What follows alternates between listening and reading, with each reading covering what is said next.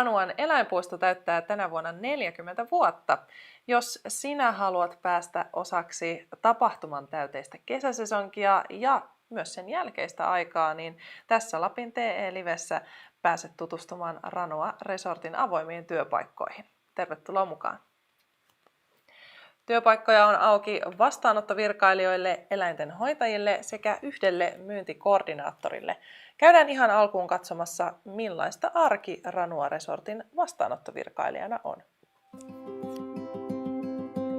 Ennen kuin mä tulin tänne Ranua Resorttiin, niin olin tässä Ranua-alueella erilaisissa yrityksissä kesätöissä. Ja sen jälkeen 2016 vuonna siirryin sitten tuohon Ranua Resortin ravintolaan ja siellä työskentelin aina vuoteen 2019, josta sitten siirryin tänne meidän vastaanoton puolelle. Eli yhteensä Ranua Resortilla olen ollut tällä hetkellä töissä jo melkein 6 vuotta. No oikeastaan kaikki lähti siitä, että mä olin kesätöissä täällä vuonna 2013 ja miltein jokainen ranualainen nuori käy jossain vaiheessa nuoruuttaan Ranuan eläinpuistolla kesätöissä ja oikeastaan sieltä mä sitten ajauduin semmoiseen urapolkuun, että oli lähes luonnollista joka sesonkin sitten palata Ranua Resortille töihin ja sieltä on lähtenyt tämäkin uratarina sitten liikkeelle. No oikeastaan arki on hyvin erilaista jokaisella toimipisteellä, yksikään päivä ei ole samanlainen ja asiakkaat meillä vaihtuu miltei päivittäin. Ravintolassa erilaiset ruokailevat ryhmät tuo erilaisuutta arkeen ja vastaanoton puolella sitten majoittuvat asiakkaat vaihtuu vähän majoituspaikasta riippuen päivittäin. Erilaisia aktiviteetteja tapahtuu eri päivinä ja asiakkaiden kanssa ratkotaan erilaisia ongelmia ja sielläkin sitä eroavaisuutta tulee. Ei kyllä yksikään päivä ei voi sanoa, että on vain semmoista samaa suorittamista.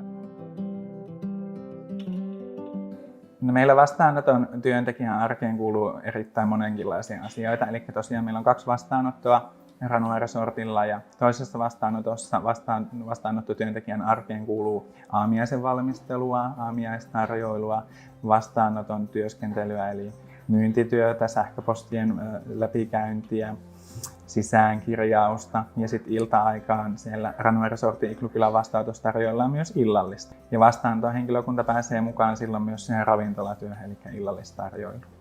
Sitten taas tuo meidän Lomakylän vastaanotto, niin siellä työ painottuu siihen safaripuolen asiakkaiden valmisteluun ja myyntityöhön, vastaanoton sisään- ja uloskirjaustoimiin. Ja eroaa nämä toimipisteet hyvin pitkälti toisistaan myös. Eli se työ on siinäkin vaihtelevaa, että tavallaan työhön kuuluu päivän aikana erilaisia tehtäviä. Parasta tässä ravintolatyössä varmasti se, että sä kohtaat niitä asiakkaita siinä pöydässä ja sä pääset tavallaan kuulemaan, että minkälainen se heidän päivä oli ja kuulet niitä kokemuksia. Ja vastaanotossa ihan ehdottomasti mä tykkään siitä, että ne päivät ei ole samanlaisia ja sä pystyt vaihtamaan sun toimipistettä ja tekemään erilaisissa vuoroissa erilaisia asioita. Ja siinäkin sä pääset näkemään sitä asiakkaiden lomaan tavallaan kokonaiskulkua, että mitä heillä tapahtuu minäkin päivänä ja miten heillä menee ja sä voit olla mukana heidän lomassaan niin kuin alusta loppuun saakka. Haastavinta tässä työssä on ihan ehdottomasti ongelmat, joita kohdataan siinä asiakaspalvelutyössä. Siitäkin tavallaan pystyy ammentamaan itselle onnistumisen tunteita, kun pääsee ratkomaan niitä ongelmia yhdessä sen asiakkaan kanssa ja totta kai niiden sun kollegoiden kanssa. Ja semmoinen tiivis työyhteisö auttaa siinä, että sä pääset hakemaan niitä ratkaisuja monen ihmisen kanssa, että sitä ongelmaa ei tarvitse kohdata yksin. Palkkauksia ja työsuhde-edut mä oon kokenut erittäin hyvinä. Totta kai meillä tämmöisenä resorttina on monenlaisia palveluita, mitä pääsee hyödyntämään henkilökunnan jäsenenä ja pystyy tarjoamaan myös niitä etuja omalle perheelleen ja ystävilleen. Ja meille kesätöihin kannattaa erityisesti tekee sen takia, jotta sulla on mahdollisuus jatkaa myös sinne talvisesonkiin, eli pystytään tarjoamaan ympärivuotisesti sesonkityötä. Kesäsesonki on oikeastaan semmoinen, mistä mäkin olen aloittanut. Eli se on semmoinen tuttu ja turvallinen suomalaisten asiakkaiden kanssa tehtävä kausi. Ja siitä on sitten helppo jatkaa sinne ulkomaalaisten asiakkaiden miehittämään talvikauteen.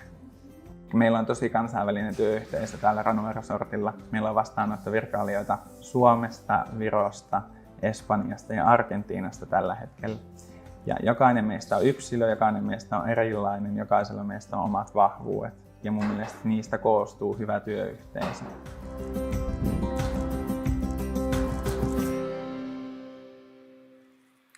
työpaikoista. Ranua Resortilla meillä on tullut tänään lisää kertomaan markkinointipäällikkö Heini Lumijärvi. Tervetuloa. Kiitos. No, Ranua Resort on nykypäivänä paljon muutakin kuin eläinpuisto, niin miten tämä näkyy näissä työpaikoissa, mihin nyt haetaan työntekijöitä? No yleisesti ottaen se näkyy tietenkin sillä, että meillä on enemmän työpaikkoja tarjolla ja erilaisia tehtäviä tarjolla. Ja näissä, mitä nyt haetaan, niin näissä kuin kaikissa muissakin, niin meillä oikeastaan joka tehtävässä tarvitaan entistä enemmän asiakaspalvelutaitoja ja kielitaitoja, koska meillä ne asiakkaat tulee ihan ympäri maailman. Ja siellä kun ne sitten kulkee ravintolassa tai vastaanotossa tai eläinpuistossa, niin useinhan niitä mieltä askarruttavia kysymyksiä kysytään sitten keneltä tahansa työntekijältä. Niin on hyvä sitten vähän tietää muistakin asioista kuin vain niistä, missä itse työskentelee. Jep. Muistathan muuten katsoja, että meillä on chat auki koko tämän lähetyksen ajan, eli voit kysyä Heiniltä ihan omiakin kysymyksiäsi anonyymisti. Mennään sitten niiden pariin lähetyksen loppupäässä. Niklas tuossa meille kertoi vastaanottovirkailijan työpäivästä ja arjesta, niin millaista se arki on sitten eläintenhoitajille? No, eläintenhoitajan työ on monipuolista ja fyysistä ja sitä tehdään pääsääntöisesti ulkona, ihan keliolosuhteista huolimatta, mutta aina tietysti hyvässä porukassa. Ja eläintenhoitajan semmoinen ehkä normaali päivä sisältää aika paljon sellaista niin kuin siivoustyötä ja ruokintaa. Ja jonkun verran toki sitten tulee tämmöistä nikkarointihommaa, eli kunnostus- ja korjaustöitä aina tarvittaessa. Ja meille tulee tietenkin myös sitten eläinten ruokalähetyksiä, eli niiden purkamista ja sitten vastaavasti niitä ruoka-annosten valmisteluita sitten niin kuin seuraaville päiville. Ja eläintenhoitaja tietysti pääsee sinne vähän niin kuin myös omista kyvyistään ja taustoistaan riippuen, niin voi päästä myös sinne tekemään sitten tämmöistä niin kuin virikkeellistämishommaa. Ja toki siinä sitten myös silmäillään niitä eläinten niin kuin tällaisia terveysasioita, että miten ne voi. Pääseekö silittämään jääkarhua? Ei pääse. Sitä ei pääse tekemään. Joo, sitä ei kukaan vissiin pääse. Ei. Mites sitten toi myyntikoordinaattorin paikka, niin se on ihan uusi. Joo. Minkälaista henkilöä te tähän hommaan tarvitsette? No siihen tarvitaan kokenutta henkilöä. Eli me haetaan sellaista henkilöä, jolla olisi mielellään kokemusta sekä matkailualasta että majoitusmyynnistä. Kielitaito on myös oleellinen osa siinä tehtävässä. Vähintään englantia täytyy osata sujuvasti ja muustakin kielitaidosta on tietenkin hyötyä. Ja sitten olisi vielä hyvä, että olisi tällaiset hyvät verkostoitumis- ja yhteistyötaidot ja olisi oma-aloitteinen ja tällainen niin kuin aikaansaava työotteeltaan oleva henkilö. Mitä tämä myyntikoordinaattori varsinaisesti niin kuin myy? Meidän majoituspalveluita. Niin just. Joo. Muistutan tosiaan teitä vielä katsojat, että chat on auki ja Heini on täällä vastailemassa teitä varten kysymyksiin. Mutta ennen kuin mennään chattiin, niin puhutaan vielä rahasta. Ranua Resortilla on käytössä huvi-, teema- ja elämyspuistojen työehtosopimus ja tuntipalkka määräytyy tehtävästä, työkokemuksesta ja koulutuksesta riippuen. Esimerkiksi eläintenhoitajan kesätyössä palkka on noin 1 900 € kuussa. Miten Heini teillä voi omaan palkkaansa vaikuttaa? No eniten siinä tietysti vaikuttaa se aikaisempi työkokemus ja koulutustausta. Mutta osassa tehtäviä on sitten myös erilaisia lisiä, eli viikonloppu- ja iltalisiä, niin niilläkin pystyy siihen sitten vaikuttamaan. Joo. Tuossa teidän nettisivuilla pyydetään lähettämään palkkatoive myyntikoordinaattorin paikkaa haettaessa. Niin millainen on realistinen palkkatoive siihen tehtävään? No mä uskon, että ne henkilöt, jotka on tehnyt tällaisia vastaavanlaisia töitä aikaisemmin, niin varmasti osaa sitten miettiä sen palkkatoiveen ihan realistisesti sieltä omista lähtökohdistaan. Joo. No sitten kerro vähän teidän työsuhde-eduista.